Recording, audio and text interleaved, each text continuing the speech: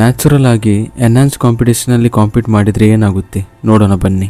ಬೆಳಿಗ್ಗೆ ಎದ್ದು body condition check ಮಾಡಿದೆ. ಕಂಡೀಷನ್ ಅಂತೂ ತುಂಬಾ ಚೆನ್ನಾಗಿತ್ತು. ಬಾಡಿ ಕಂಡೀಷನ್ ನೋಡಿ ಮಾರ್ನಿಂಗ್ ಮತ್ತೆ ಕಾಬ್ ಲೋಡಿಂಗ್ ಶುರು ಮಾಡಿದೆ. ದೇವರದು ಮತ್ತೆ ಅಪ್ಪ ಅಮ್ಮಂದು ಆಶೀರ್ವಾದ ತೆಗೆದು ನಾವು ವೆನು ಕಡೆಗೆ ಹೊರಟ್ವಿ. ನಿಜ ಹೇಳ್ಬೇಕಂದ್ರೆ ಸ್ವಲ್ಪ ನರ್ವಸ್ ಆಗಿದ್ದೆ, ಯಾಕಂದ್ರೆ ನಾನು ಲಾಸ್ಟ್ ಕಾಂಪೀಟ್ ಮಾಡಿದ್ದು ಐಸಿಯನ್ ಗೋವಾದಲ್ಲಿ. ಅದು ನ್ಯಾಚುರಲ್ ಕಾಂಪಿಟೇಷನ್. ನಾನು ಎನ್ಹಾನ್ಸ್ಡ್ ಕಾಂಪಿಟೇಷನ್ ಮಾಡಿದೆ, ಅದು ಎಷ್ಟೋ ವರ್ಷ ಆಯ್ತು.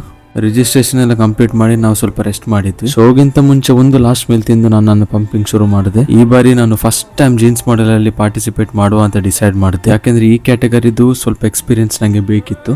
ತುಂಬಾ ಯಂಗ್ ಅಥ್ಲೀಟ್ಸ್ ಇದ್ರು. ನಂಗೆ ಟಾಪ್ 5 ಅಲ್ಲಿ ಪ್ಲೇಸಿಂಗ್ ಕೂಡ ಬಂತು, ಆದ್ರೆ ಟಾಪ್ 3 ಅಲ್ಲಿ ಪ್ಲೇಸಿಂಗ್ ಆಗ್ಲಿಲ್ಲ. ಯಾಕೆ ಗೊತ್ತಾಗ್ಲಿಲ್ಲ. ತುಂಬಾ ಜನ ಹೇಳಿದ್ರು ನಿಮ್ಗೆ ಫಸ್ಟ್ ಸಿಗ್ಬೇಕಿತ್ತು ಅಂತ. ಆದ್ರೆ ಜಡ್ಜಿಂಗ್ ನಮ್ದು ಕೆಲಸ ಅಲ್ಲ, ನಮ್ದು ಬರೀ ಕಾಂಪೀಟ್ ಮಾಡೋ ಕೆಲಸ. ಅಷ್ಟೊತ್ತಿಗೆ ಅಣ್ಣ ಕೂಡ ಬಂದ. ಅವನ್ನ ನೋಡಿ ಸ್ವಲ್ಪ ಕಾನ್ಫಿಡೆನ್ಸ್ ಬೂಸ್ಟ್ ಆಯ್ತು. ನನ್ನ ಲಾಸ್ಟ್ ಕಾಬ್ ಲೋಡಿಂಗ್ ಮುಗಿಸಿ ನಾನು ಮೆನ್ಸ್ ಫಿಸಿಕ್ ಗೆ ರೆಡಿ ಆದೆ. ನನ್ನ ಫ್ರೆಂಡ್ಸ್ ನನ್ಗೆ ತುಂಬಾ ಚೆನ್ನಾಗಿ ಕಲರ್ ಮಾಡಿದ್ರು. ನನ್ನ ಜೊತೆ ಅವ್ರು ಕೂಡ ತುಂಬಾನೇ ಎಕ್ಸೈಟೆಡ್ ಆಗಿದ್ರು. ಈ ಪಾಯಿಂಟ್ ಗೆ ಬಾಡಿ ಪಂಪ್ ಅಂತೂ ನೆಕ್ಸ್ಟ್ ಲೆವೆಲ್ ಇತ್ತು. ಐಸಿಯನ್ ಅಲ್ಲಿ ನಂಗೆ ಬೇಕಾದಾಗೆ ಪಂಪ್ ಸಿಗ್ಲಿಲ್ಲ, ಬಟ್ ಈ ಬಾರಿ ಪೀಕ್ ವೀಕ್ ಅಲ್ಲಿ ಸ್ವಲ್ಪ ಅಡ್ಜಸ್ಟ್ ಮಾಡಿದಕ್ಕೆ ಪಂಪ್ ತುಂಬಾ ಚೆನ್ನಾಗಿ ಬಂತು. ಫೈನಲಿ ನಾವು ಸ್ಟೇಜ್ ಅಲ್ಲಿ ಇದ್ವಿ.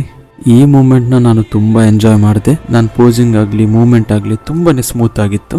ಕಾನ್ಫಿಡೆನ್ಸ್ ನೆಕ್ಸ್ಟ್ ಲೆವೆಲ್ ಅಲ್ಲಿ ಇತ್ತು. ನೋಡ್ತಾ ನೋಡ್ತಾ ಟಾಪ್ 5 ಗೆ ಕೂಡ ಸೆಲೆಕ್ಟ್ ಆದೆ. ಅದಾದ್ಮೇಲೆ ಟಾಪ್ 3 ಗೆ ಕೂಡ ಸೆಲೆಕ್ಟ್ ಆದೆ. ಒಂದು ಪಾಯಿಂಟ್ ಅಲ್ಲಿ ಟಾಪ್ 3 ಬರ್ತೀನಿ ಇಲ್ವಾ ಅಂತ ಡೌಟ್ ಆಯ್ತು, ಬಟ್ ಆಮೇಲೆ ತುಂಬಾನೇ ಖುಷಿ ಆಯ್ತು. ಚಿಕ್ಕ ಮಾರ್ಜಿನ್ ಇಂದ ಟೈಟಲ್ ಮಿಸ್ ಆಯ್ತು. ಆದ್ರೆ ನ್ಯಾಚುರಲ್ ಆಗಿ ಎನ್ಹಾನ್ಸ್ ಕಾಂಪಿಟೇಷನ್ ಅಲ್ಲಿ ಸಿಲ್ವರ್ ಮೆಡಲ್ ತೆಗೆಯೋದೇ ಒಂದು ದೊಡ್ಡ ವಿಷಯ ಅಂತ ಅನಿಸ್ತು. ಮೆನ್ಸ್ ಫಿಸಿಕ್ ಆದ ತಕ್ಷಣ ನಾವು ಬಾಡಿ ಬಿಲ್ಡಿಂಗ್ ಗೆ ರೆಡಿ ಆಗಬೇಕಿತ್ತು. ಅದಕ್ಕೆ ನಾವು ಬೇಗ ಬೇಗ ಕಲರ್ ಎಲ್ಲ ಹಾಕಿ ಸ್ಟೇಜ್ ಮೇಲೆ ಹತ್ತಿದ್ವಿ.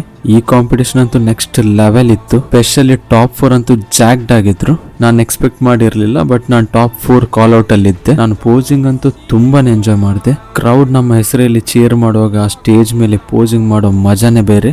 ನಂಗೆ ನಿಜವಾಗ್ಲೂ ನಂಬಲಿಕ್ಕೆ ಆಗ್ಲಿಲ್ಲ ನಾನು ಬಾಡಿ ಬಿಲ್ಡಿಂಗ್ ಅಲ್ಲಿ ಸೆಕೆಂಡ್ ಬಂದೆ ಅಂತ. ನ್ಯಾಚುರಲ್ ಆಗಿ ಕಾಂಪೀಟ್ ಮಾಡ್ಲಿಕ್ಕೆ ಆಗುದಿಲ್ಲ ಅಂತ ಹೇಳೋರ್ಗೆ ಇದೊಂದು ಎಕ್ಸಾಂಪಲ್.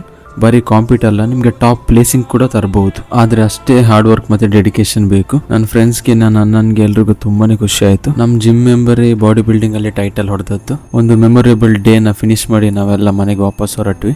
ಐಸಿಯನ್ ಬ್ಯಾಂಗ್ಳೂರ್ಗೆ ಜಾಸ್ತಿ ದಿನ ಇಲ್ಲ, ನಾಳೆ ಮತ್ತೆ ಡಯಟ್ ಶುರು ಮಾಡ್ಬೇಕು. ಅದಕ್ಕೊಂದು ಹೆಲ್ದಿ ಚೀಟ್ ಆಪ್ಷನ್ ಜೊತೆಗೆ ಈ ಡೇನ ಏನ್ ಮಾಡಿದ್ವಿ.